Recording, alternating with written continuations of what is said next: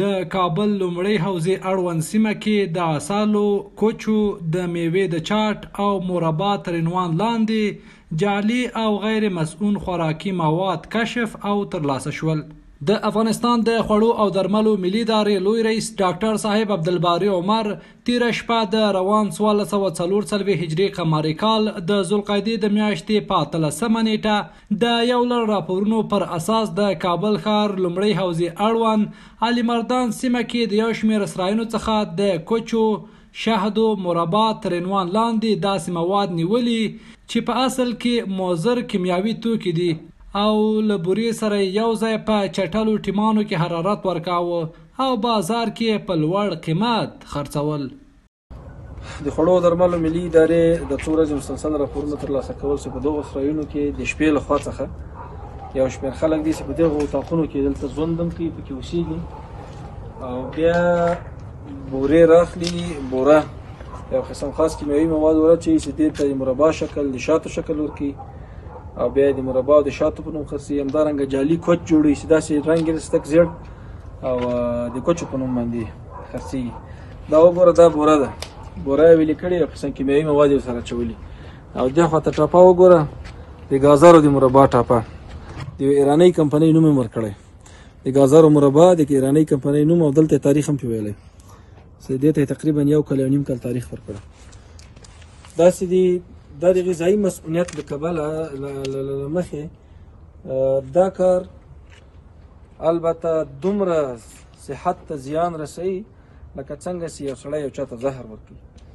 دغه ویډیو کې ښکاري چې بوره یې د غوړیو په یوه ناپاکه ټیم کې د حرارت په وسیله ویلې کړي او د کیمیاوي چسبناکې مادې په وسیله یې خاصیت شهدو او کوچو ته ورته کړی او د شهدو او کوچو تر عنوان لاندې یې په بازار کې پلورل. دا د کابل ولایت بل سرای ده چې موږ ورته راغلو، دلته د چلمتره سړک د چوک اولې حوزې مربوط ده. دا یو سرای دی، داسې تاسې وګورئ، په دې کې اطاقونه دي او په دې کې خلک اوسېږي او په دغو ټیمانو کې چې دلته یې تاسې مخې ته ایښي دي چې دا ټیم فکر کوم ګرم هم ده او تازه یې کار په شروع کړی و. داسې لرګي دي، په دغو لرګیو باندې دا وګورئ، دا ګرم دی، تازه جوړول. په دې کې بوره ده، یو قسم نور مواد دي هغه چې په دې کثیف ټیم کې، نو دا یو څه ترتیبات ورباندې کوي او دغسې ډبي بیا ترې جوړوي او دا د شاتو په نوم دوی خرڅوي. دا وګوره، دا دغه ټول ترې ډک دي، هلته وګورئ، هغه ټول ترې ډک، دا یې شاتو په نوم خرڅېږي. دغه یو قسم وړي غوندې دي، دوی جعلي کوچ ترې جوړوي. په یاده سیمه کې یو بل سرای چې هم یې د بدوباش ځای ده او هم یې د کاروبار، په دغه سرای کې هم ورته کیسې جریان درلود. دغه سرای کې یو شمېر کسانو د کابل بازارونو څخه د وخت تیره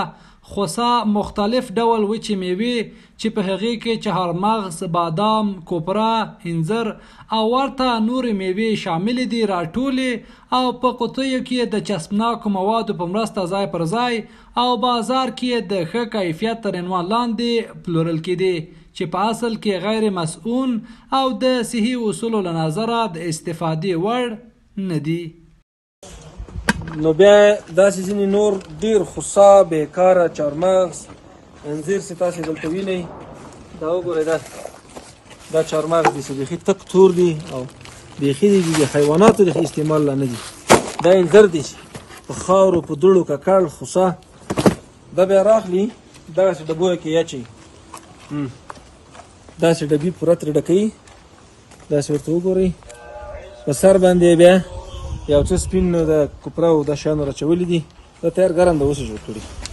دا نو بیا په 200 روپۍ دي باندې خرڅوي د شاتو نه بغیر. او دا ټیم وګوره، په دې ټیم کې د دوی څه شات ورته وایي، د شربت څه جوړوي. دا ټیم ته رڼا که داسې وګورئ، دا په دې ټیم کې جوړېږي. په ویډیو کې تاسو د دغه سرای یو بله صحنه ګورئ چې سطلونه د سپینو کیمیاوي موادو څخه ډک چې هیڅ کیفیت او نوعیت یې څرګند نه ده او په یو چټل ځای کې جوړېدل او وروسته له هغې په بازار کې د مستو او کوچو په نومونو باندې خرڅېدل. دا یې نه پوهېږم چې تروې جوړې کړي، مستې جوړې کړي دي، په یو ګڼ ځای کې په دې اطاق کې ایښي اوس، هلته د بوی له لاسه طاقت نه کېږي، موږ دلته راوایستو له دې نه به کوچ جوړېږي، له دې نه پوهېږم دوی نور کیمیاوي موادو سره استفاده کوي، ترویتر جوړوي، هر شی چې جوړوي. دلته داسې وضعیت ده، په دغو ټیمانو کې ده پخېږي، په دې ټیمانو کې دلته نور ټیمان هم پخېږي. بوجۍ کې ټیمان پخ کړي دا وګوره، دې کې تیار کار یې پې کړی ده، په دې خچن ټیم کې تیار دا پراته دي. دا په دې موږ تاسې په مسلمانانو باندې، موږ تاسې په دې خلکو باندې دا خرڅېږي. د خوړو او درملو ملي ادارې رئیس وایي چې د دغه ډول موادو خوړل د مختلفو خطرناکو ناروغیو سبب ګرځي او له ټولو هیوادوالو څخه غواړي چې د خوراکي توکو اخیستلو پر مهال له ډېرې پاملرنې ترڅنګ د جنس اصلیت او تاریخ ته پام وکړي. او موږ له ټولو مسلمانانو څخه دا هیله لرو او له دې افغانانو څخه چې تاسې کله په بازارونو کې غذایي مواد راخلي ډېر احتیاط کوئ. د بورې شربت د او تیل غازره د مربا په نوم خرڅوي، نور ټول کیمیاوي مواد پکې دي، زهري مواد پکې دي چې هغه د انسان بدن ته مختلفې ناروغۍ پیدا کوي. ښاغلي عمر د هیواد ټولو د سرای مالکینو ته خبرداری ورکړ چې که د هر چا په سرای کې ورته فعالیت په نښه شو له قانوني چلند سره به مخ شي او هغه کسان چې په داسې فعالیت ګیر شي عدلیه او قضایي ارګانونو ته به معرفي شي. موږ ټولو سرای والاو ته که په کابل کې دي که په نورو ولایتو کې دي چې دغسې سرایونه لري او په هغو کې خلکو ته اتاقونه په کرایه باندې ورکړي دي، دا موږ جدي خبرداری ورکوو. که د چا په سرای کې دغسې خلک ګیر سول بیا او دغسې شیان ګیر سول، موږ ته به سرای والا ډېر مسؤله وي، بیا به سرای والا جواب ویونکی.